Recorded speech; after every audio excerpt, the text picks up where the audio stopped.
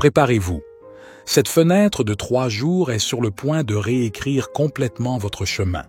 Et si vous n'êtes pas préparé, il y aura des conséquences. Rien concernant les 28, 29 et 30 juillet n'est neutre. Ce ne sont pas des jours que vous traversez. Ce sont des jours qui vous répondent. Vous êtes sur le point d'entrer dans un mécanisme spirituel, une séquence vivante. Et que le réalisiez ou non, vos réactions sont mesurées, les conversations que vous avez, les choix que vous repoussez, la voix intérieure que vous ignorez ou à laquelle vous obéissez enfin. Ce n'est pas seulement de l'énergie, c'est une bifurcation et elle ne s'ouvre qu'une seule fois. Vous êtes soit sur le point d'être projeté en avant comme une catapulte vers ce pourquoi vous avez été construit, soit vous êtes scellé de nouveau dans un cycle dont vous aviez juré d'en avoir fini. Il n'y a plus de juste milieu. Le voile est mince, le choix est clair, et vous n'avez que 72 heures pour le faire. Ce ne sont pas des jours de réflexion, ce sont des jours d'initiation. Voici ce qu'ils ne vous disent pas. Vous n'aurez pas le temps de traiter en août. Vous n'aurez pas le temps de comprendre. Cette période exacte de 3 jours est votre seul point de contrôle d'alignement avant que le terrain ne change complètement. Considérez ces jours comme une sorte de souffle spirituel. Non pas calme, mais compressé, comme le silence avant un lancement de fusée. Et une fois que le moteur d'août s'allumera, tout s'accélérera. Vous n'auriez pas le temps de réparer les fissures. Alors, soit vous vous stabilisez maintenant, soit vous sprintez de travers plus tard. Et la plupart des gens ne sauront pas pourquoi ils ont soudain l'impression de courir pieds nus en montée.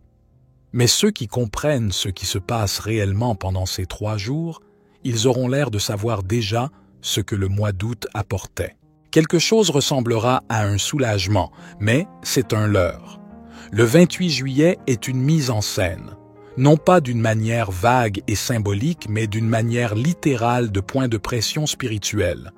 On pourrait vous offrir quelque chose qui ressemble à du réconfort, peut-être un message de quelqu'un avec qui vous aviez juré d'en avoir fini, peut-être une opportunité soudaine qui semble parfaitement synchronisée, peut-être un sentiment de paix qui arrive si vite que cela n'a même pas de sens. Mais voici la vérité. Si cela ressemble à une résolution instantanée, c'est probablement une répétition. Ce jour n'est pas une question de facilité, c'est une question de discernement. Et le piège le plus dangereux ne sera pas quelque chose d'évident. Ce sera quelque chose qui imitera ce que vous avez demandé juste assez pour vous faire dire oui sans réfléchir. C'est une boucle d'appât. Quelque chose qui fait du bien maintenant pourrait vous coûter tout ce que vous avez construit. Le 28 juillet n'est pas une récompense, c'est un filtre. Passez-le et vous avancez. Tombez dans le piège et vous êtes de retour à votre point de départ, mais en pensant avoir avancé. C'est le vrai piège. Votre champ énergétique pourrait devenir silencieux, lourd ou vide, mais ce n'est pas un effondrement émotionnel. C'est l'effet de la catapulte. Le 29 juillet ne vient pas pour secouer le sol. Il vient pour le rendre silencieux. Vous le sentirez non pas par le chaos ou des éclats de haute fréquence, mais par ceux qui ressemblent à un vide énergétique. L'élan des derniers jours semblera disparaître. L'urgence s'estompera. Votre esprit pourrait même commencer à se demander si tout cela était réel. Ce n'est pas un épuisement, ce n'est pas un effondrement, mais cela en aura l'air. C'est là que les gens ont peur parce que nous avons été conditionnés à croire que le silence équivaut à l'échec. Mais ce genre de silence, c'est une compression sacrée. Votre système pourrait se sentir léthargique. Vous pourriez ressentir une étrange pression derrière les yeux ou dans la poitrine. Il peut y avoir un bourdonnement interne, mais sans la motivation de faire quoi que ce soit. Ce n'est pas de la dépression, c'est la charge qui s'accumule, le recul de la corde de l'arc avant qu'elle ne se relâche. Le 29 juillet testera si vous pouvez gérer d'être entre les deux. Pas là où vous étiez, pas encore là où vous allez. C'est un espace liminal. C'est l'espace où les initiés sont laissés seuls avec leur propre écho intérieur. Et c'est inconfortable pour une raison. Parce que le confort vous ancrerait à l'ancien rythme. Vous n'êtes pas puni. Vous êtes sous pression.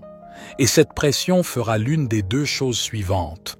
Soit elle vous fera retomber dans la distraction, soit elle vous compressera dans un alignement si serré que la seule chose à faire sera de foncer. Alors ne l'étiquetez pas. N'essayez pas de le résoudre. Ne médicamentez pas le vide. Laissez-le simplement se construire. L'allumage n'est pas en retard. Il se charge. Attendez-vous à ce qu'on vous offre quelque chose d'inoffensif qui vous coûtera discrètement votre clarté. Tous les pièges ne sont pas évidents. Certains ont des bords doux. Certains arrivent avec un sourire. Au cours des 72 prochaines heures, attendez-vous à ce que quelque chose se présente qui semble parfait au premier abord. Peut-être une reconnexion qui semble nostalgique. Peut-être une offre d'emploi ou une proposition qui vous tombe dessus juste au moment où vous vous sentiez le plus incertain. Peut-être juste une simple faveur, une chance d'aider, un moment qui semble inoffensif, mais qui contient des crochets énergétiques que vous ne voyez pas immédiatement. Il ne s'agit pas de paranoïa, il s'agit de discernement. Ces 3 jours sont spirituellement réactifs. Cela signifie que ce qui apparaît autour de vous n'est pas aléatoire. Cela reflète votre fréquence changeante en temps réel. Et parfois, lorsque vous montez, la vie vous lance une dernière bouée de sauvetage vers votre ancien moi juste pour voir si vous la prendrez. Si cela se présente de manière fluide, familière et parfaitement synchronisée, faites une pause avant de dire oui. Il pourrait s'agir d'une couverture douillette cousue à partir de votre alignement passé. On ne vous demande pas d'être cruel. On vous demande d'être pur. Toute énergie ne mérite pas votre réponse. Toutes les invitations ne sont pas des bénédictions. Et parfois, le oui le plus sacré est celui que vous ne prononcez jamais. Ce que vous percevez pendant ces jours en dit plus sur vous que sur le monde. Faites attention à la façon dont le monde vous semble pendant cette fenêtre. Non pas ce qui se passe réellement, mais comment votre système l'interprète. Parce que voici le secret que personne ne vous dit.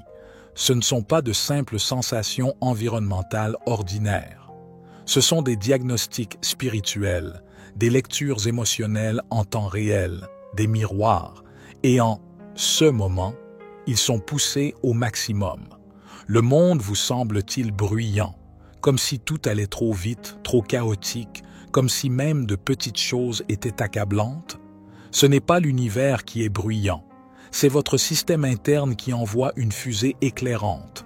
Vous avez évité l'immobilité. Quelque chose veut être ressenti, entendu, traité, et vous avez fui. Alors maintenant, le monde extérieur correspond au bruit statique que vous avez enfoui.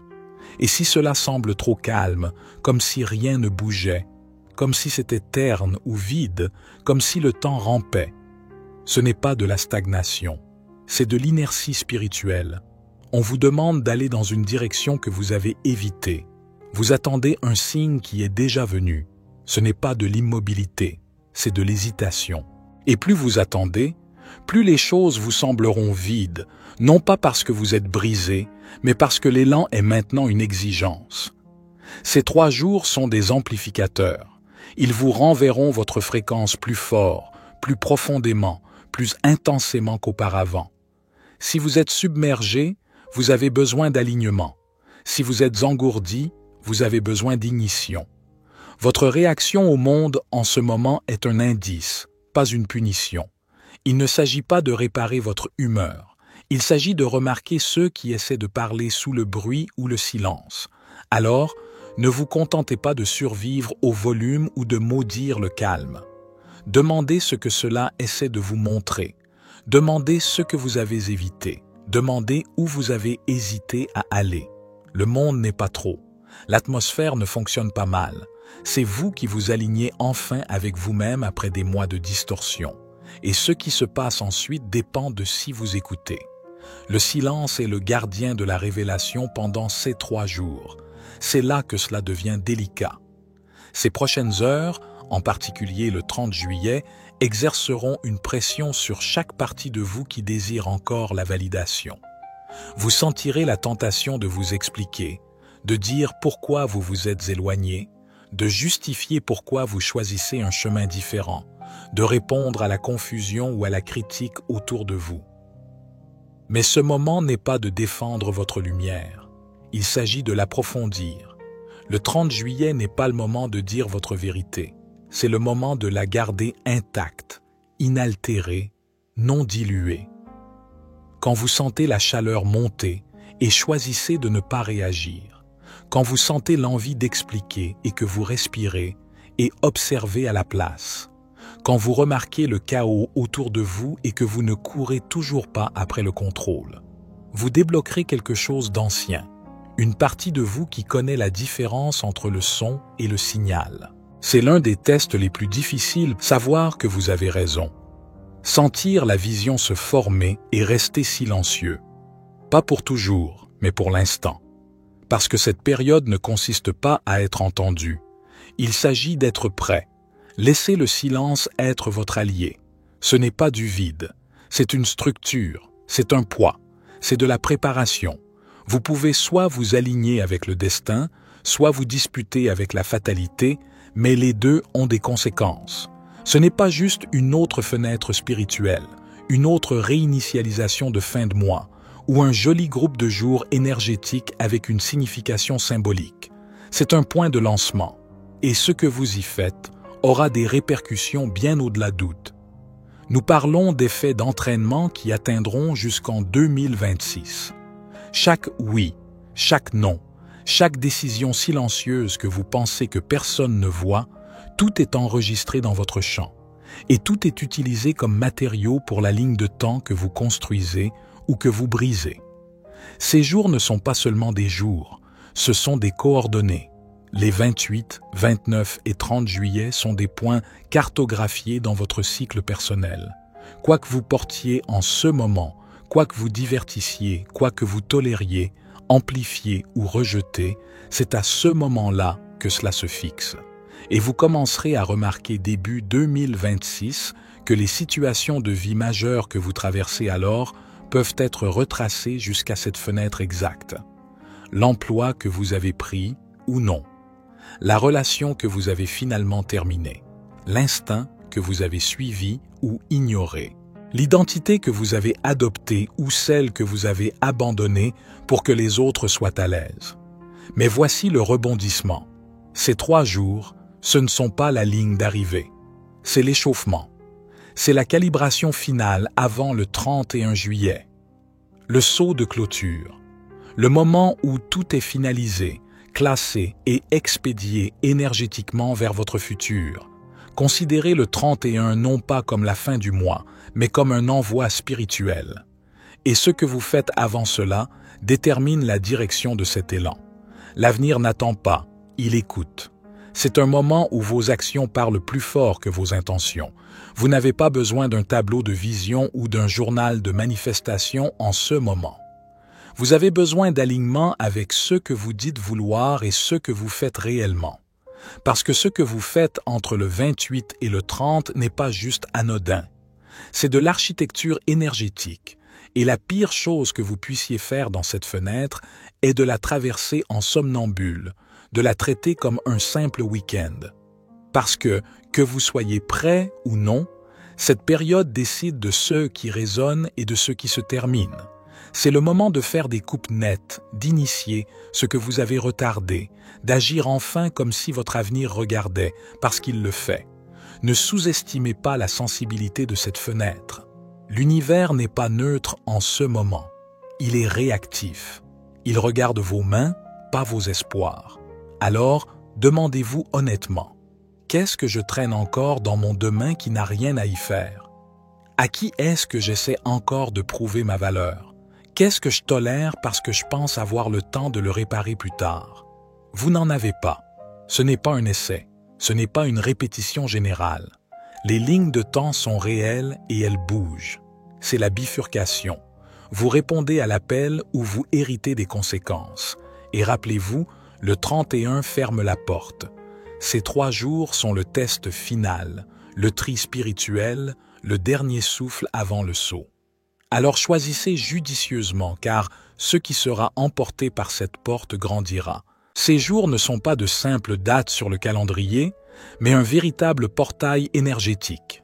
Chaque choix que vous faites, chaque silence que vous respectez et chaque action que vous entreprenez durant cette période cruciale ne sont pas anodins. Ils scellent et définissent votre trajectoire future. Saisissez cette opportunité unique pour vous aligner pleinement avec votre essence et vos aspirations les plus profondes, car c'est ainsi que vous propulserez votre avenir avec une force inégalée. Le temps de la simple préparation est révolu. Celui de l'action décisive est arrivé, et votre destinée attend que vous vous engagiez pleinement.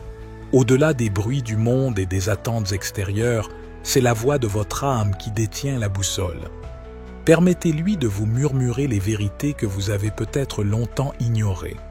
C'est en honorant cette sagesse intérieure, en osant être authentiquement vous-même, que vous franchirez ce seuil avec la grâce et la puissance nécessaires pour embrasser le chemin que vous êtes véritablement destiné à parcourir. C'était David, pour la sagesse infinie. Soyez bénis, mes amis.